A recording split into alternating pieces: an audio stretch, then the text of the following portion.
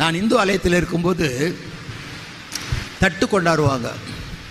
அதில் தேங்காய் இருக்கும், வாழைப்பழம் இருக்கும், பூ இருக்கும், சூடம் இருக்கும், இதெல்லாம் கொடுப்பாங்க. அந்த பூசாரி வந்து கேட்பார், யார் பேருக்கு அர்ச்சனை அப்படின்னு கேட்பார். ஒரு பேர் சொன்னோன்னா அந்த பேரை சொல்லி அவர் அர்ச்சனை பண்ணுவார். வரும்போது அவர் கொஞ்சம் எடுத்துக்கிட்டு பாக்கி இவங்களுக்கு கொடுப்பாரு.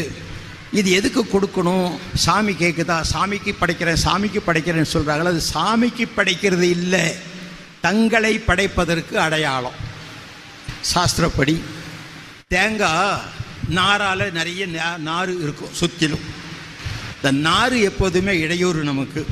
அதெல்லாம் பிச்சிடணும். நாரெல்லாம் பிச்சு போட்டுட்டு ஓடு ஸ்ட்ராங்காக இருக்கும். அந்த ஓடு கடினமான ஓடு இருதயம், அதை ஓங்கி அடிக்கணும், இருதயம் நொறுங்கணும். அது செதறும் போது அது உள்ளே இருக்கிற தண்ணி வெளியே சிந்தும். அது மாதிரி இருதயம் நொறுங்கும் போது கண்களிலிருந்து கண்ணீர் வரணும். அப்போ உள்ளே இருக்கிற வெண்மையான பாகம் பரிசுத்த வாழ்க்கையை காட்டும். இதுக்கு அடையாளமாக தான் தேங்காயை உடைக்கிறாங்க. அதை கட்ட எனக்கு தெரிஞ்சதுனால நான் சொல்லுவேன், ஆஹா இதுக்கு தானுங்களா, எங்களுக்கு தெரியாதே. நீங்கள் அறியாமல் செய்கிறீர்கள், நாங்கள் அறிந்து செய்கிறோம். நீங்கள் அடையாளமாக தேங்காயை உடைக்கிறீங்க, நாங்கள் உள்ளத்தை உடைக்கிறோம். ஐயா, உள்ளத்தை உடைக்கிறோம்.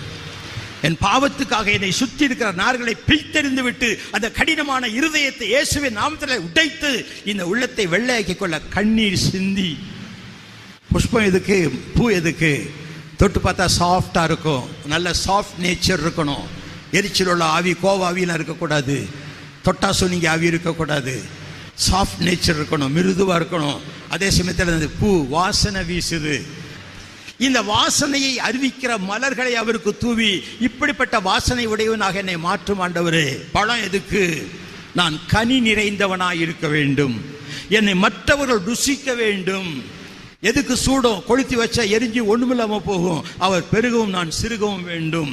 இது அடையாளம் தாங்க. அதை தட்டு கொண்டு போறாங்க. பழைய ஏற்பாட்டில் பார்த்தா லேவியராமத்தின் புத்தகத்திலே அந்த ஆராதனைக்குரிய தட்டுகளையும், அந்த தட்டு எதுக்கு கொண்டு போறாங்க? கிண்ணிகளையும்.